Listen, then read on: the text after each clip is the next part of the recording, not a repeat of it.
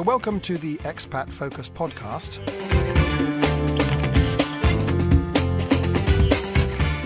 Today we're talking to Michael Barrett. Now, Michael's an exceptional young man because he's come over from the States and he's gone into France and built a life for himself, but he's also running a blog, and we want to find out more about that.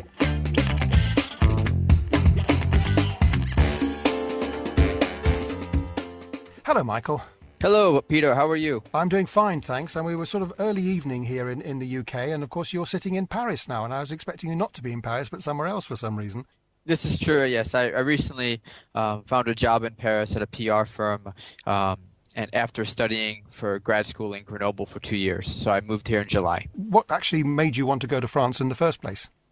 Well, that's a great question. I think there's quite a fascination with France and the United States. With my family, I lived in Paris as a young baby. My father worked at the U.S. Embassy, and so the fascination with the country started at a young age. And then I studied during my university years in Angers, France, in 2004, 2005. Continued with an internship in Paris at Sciences Po in 2006. And then after my graduation, I taught English in Lyon for 1 year, 2007, 2008. And then I met my present French girlfriend, Marie, and I followed up with grad school in Grenoble for 2 years studying communications, and recently found a job, as I stated, in Paris with BBDO in France. Right, so it's quite a lot of stuff crammed into a few years, really. Yes, it's been a long, adventurous journey, but I'm quite settled into France, and I love the culture, love the people, and I think there's a great cross-cultural experience between the United States and France, and I'm really happy to contribute to that as well. Now you've started a blog, and is this aimed at English speakers in France, or is it just Americans in France? Well, it might be. People might misunderstand the title. It's for any expat who speaks English. It's called AmericanExpatInFrance.com, and I started it through the WordPress content management system as part of a class, actually, learning about the different blogging tools. And I started it as a way to bring together the links I knew about expat life, because there are so many websites out there, but I wanted to bring them together in one place, and I had many people sending me questions about France, friends and family. So in order to be more efficient, I decided to put these links that I knew along with news updates on the website.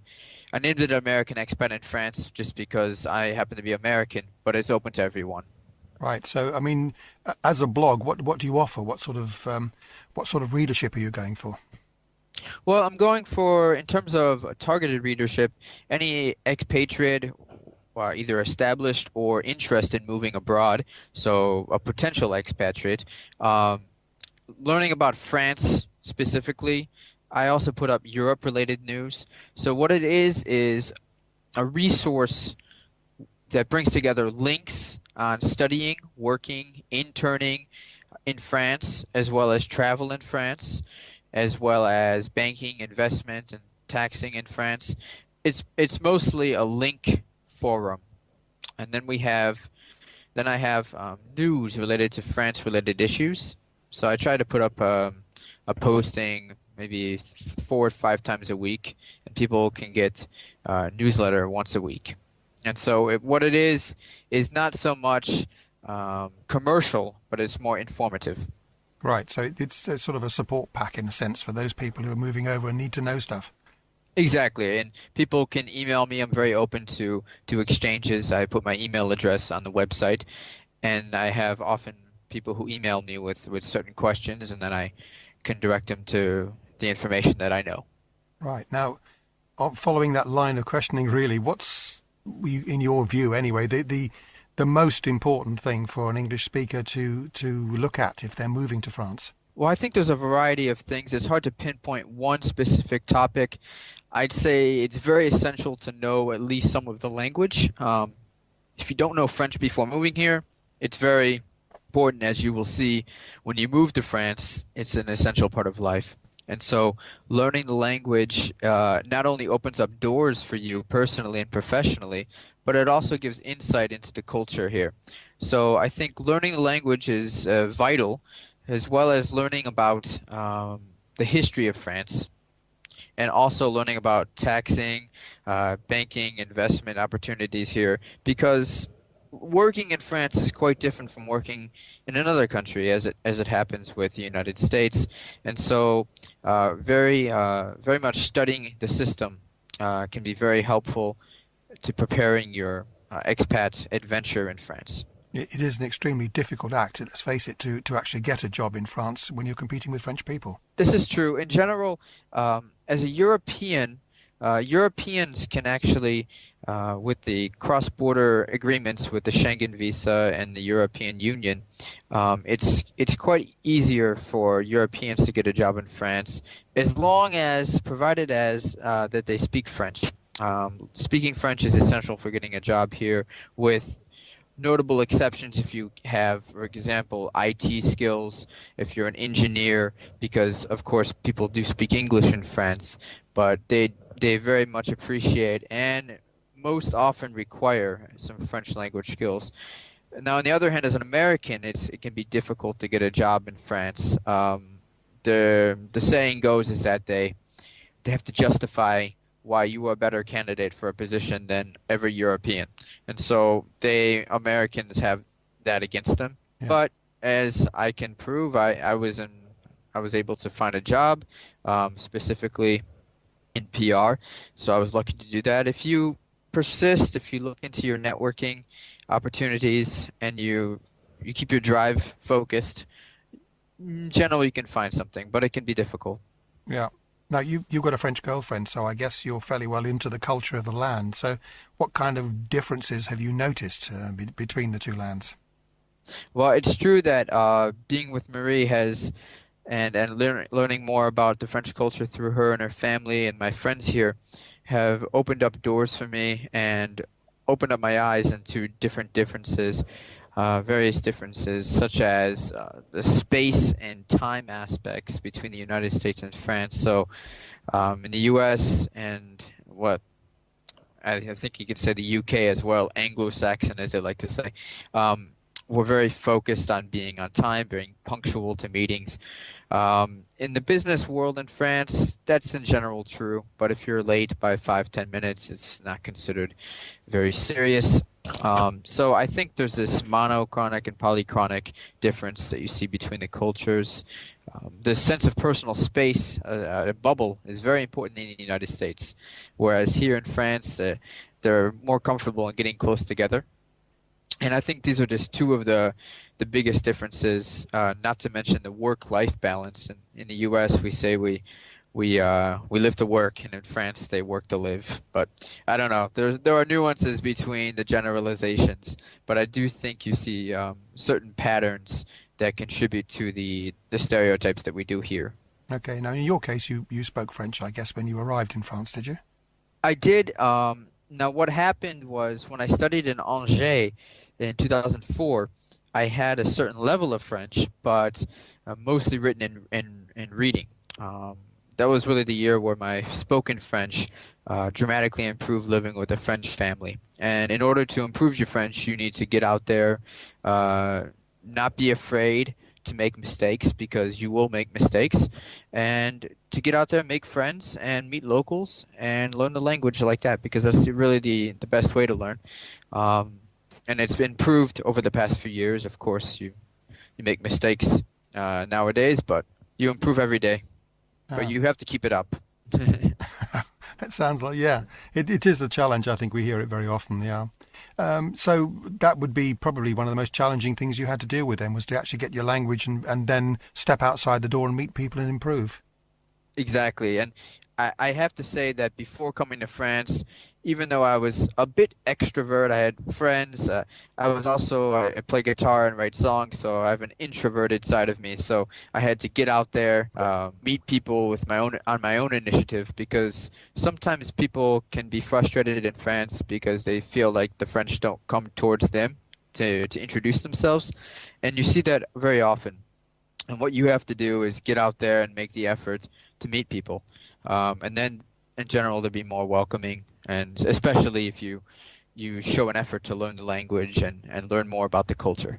Right. So I think keeping an open mind is very essential to having a good experience here. Yeah. So you studied in France, and I'm guessing that as an American in France, it sounds almost like a bit of a cliche, doesn't it? The American in Paris, almost sort of thing. Um, but Yes. I guess studying in France was a vastly different experience as well, wasn't it?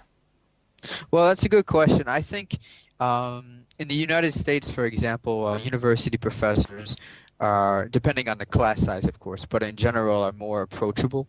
Um, I had professors who gave us their cell phone numbers in case we had questions. We went to office hours to discuss different issues with them. Whereas in France, the image is the overcrowded auditorium in the public university. I haven't had that experience here, but of course that is a common one. I went to a smaller private school, the University of Notre Dame in the United States, and we had a partnership with Université Catholique de l'Ouest, Catholic University in Angers, and so I had smaller class sizes, so the professors were more approachable. I had the same experience in Grenoble in grad school. It all depends on class size, but I guess in terms of analyzing issues, French universities are a lot more theoretical. So you see less hands-on learning and more analytical and discussion, but more theoretical analysis of logic and Cartesian aspects. So I think you see a lot of French students who are studying philosophy and sociology in these subjects, and it doesn't surprise me. Right. I suppose the big question really is, what do French people really think of expats living in France? Because you mentioned earlier that people, if you speak the language a bit, then they feel that somehow you're making the effort and therefore you're one of the good guys. But what's their general opinion of people moving from other countries into their land, do you think? Well, I think that's a really good question. It requires insight, and certainly from my personal experience, which is, doesn't include everyone, but my personal experience, I've seen that French people are in general open to internationals moving here. But as you mentioned, and as we discussed, learning the language is very important because it shows an openness and a willingness to adapt to the French culture. Because what the French people do not like to see are Americans or other people coming here and trying to impose their own culture in France, because they have a very rich culture here, a very proud history. Some say arrogance, but it's more pride. So I think in general there are people that are very open to people from other countries. Specifically, we look at the geography, they're next to 6 different countries, and so they're used to having Europeans and Americans here, and they're also very open to learning about other cultures. So I think you see a true exchange, but provided that you get yourself out there and show openness to the French culture. So it's really like anything else out there, really, that you need to go out, make sure that you make your contacts and actually make an effort to become integrated. That's really the story, isn't it?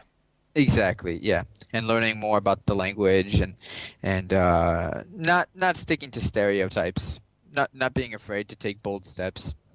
Absolutely. Now, the final question really is about the politics, I suppose, because the French are quite political. I mean, they go on the street and they march very happily about all kinds of things, more so than we think that we do. I don't know whether that's true or not.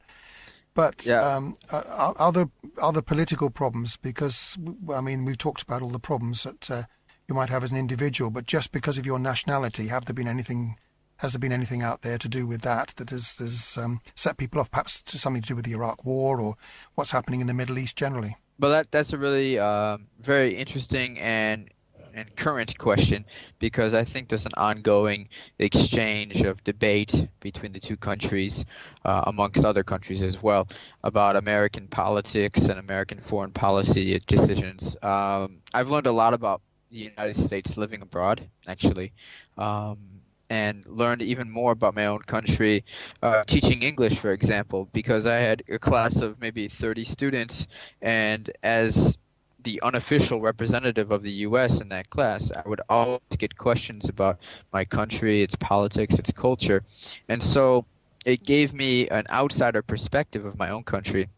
And learning about politics, I studied political science in the United States and in France, and so learning about the different policies between the United States and France, you see that the U.S. is quite criticized on the international stage for actions because a lot of the actions reverberate further and wider than Americans even realize. So policies in Central America and the Middle East, specifically our support for Israel, is criticized. But I think after the election of Obama, things have been easier between the U.S. and France. President Obama is well respected and admired in France in general. I remember I was here for the election and I was able to vote from here, and like I had a couple people hug me, and I just felt like there was this burden, more or less imagined, but burden that was almost lifted off my shoulder, like, oh, okay, this is the return to the America that we love and that we respect. Of course, the French people did not like George Bush, but they may not have been alone there. No, many Americans didn't like him either. But in general, you see a cross-cultural fascination between the United States and France. Of course, there's political disagreement, and people, not always coming to terms with different foreign policy decisions. But I think in the end, we're very close allies. Where I think of it as fighting brothers. I think we're very close countries, but sometimes there are conflicts and disagreements that happen between Sarkozy and Obama. You see that, but in general, very close allies. So. But the French, in general, the French are very, very politically active, as you mentioned. They get out on the streets and strike and protest. And they're always up for a nice debate and discussion. So when you're up for a debate, study your material, because they'll definitely bring up aspects that maybe you haven't thought about. And don't avoid debate. Just soak it up and enjoy it. So. My final question for you before we unfortunately have to end the interview is, sure. You've got yourself a French girlfriend, you've got American Expat in France blog, you've got yourself a job in Paris. Does this mean France is for life? Well, that's a question I'm asking myself right now. I'm enjoying where I am right now. I'm actually looking into dual citizenship at the moment. There's a facet of the French law where I can apply for dual citizenship in my situation. So I'm not prepared to say I'll stay in France for the rest of my life, because I think, especially with our generation now, we move a lot. And my girlfriend's open to the United States. And so I do enjoy France as a second home. But, having my family in the United States, you always have that exchange with your family and friends and in your homeland. It's very important. But I love France and I love the culture, even though sometimes I get frustrated by things like lack of convenience and store hours. But I'm adjusted and adapted to the culture, and I encourage anyone who hasn't lived in France or visited France to open up and visit if you can. And it's a wonderful country to discover, especially outside of Paris. There's a lot of things to see outside of Paris. Michael, thank you very much indeed for talking to us today, and we look forward to speaking to you again at some point in the future. Thank you very much, and if anyone has any questions about living in France, you can go to AmericanExpatInFrance.com. I'd be happy to help you. That's a great idea. Thanks very much indeed. Thank you very much.